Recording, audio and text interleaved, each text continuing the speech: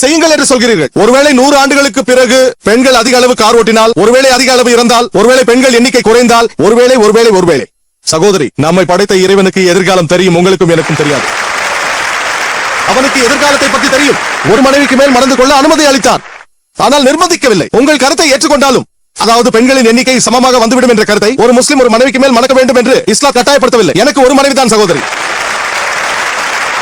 எனக்கு ஒரு மனைவிதான். நான் அவருடன் சந்தோஷமாக இருக்கிறேன். இன்னொரு திருமணம் செய்து கொள்ளும் எண்ணம் எனக்கு இல்லை. எனக்கு எந்த பிரச்சனையும் இல்லை. வேறொருவர் செய்து கொள்ள வேண்டும் என்று நினைத்தால் எனக்கு பிரச்சனை இல்லை. வேண்டும் என்றால் செய்து கொள்ளுங்கள், வேண்டாம் என்றால் விட்டு விடுங்கள். ஆனால் செய்து கொண்டால் இருவரையும் சமமாக நடத்த வேண்டும். ஆகவே சகோதரி, நம்மை படைத்த எல்லாம் வல்ல இறைவனானவனுக்கு எதிர்காலத்தை பற்றி தெரியும். மருத்துவர் சைனைட் சாப்பிடாதே என்கிறார், ஆனால் கற்பனையில் சைனைட் என்னை ஒன்றும் செய்யாது என்று சாப்பிட்டால் மருத்துவருக்கு தெரியும்.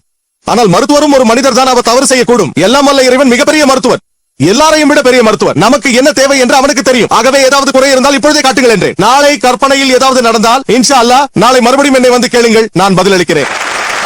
பின்வரிசையில் இருக்கும் சகோதரர்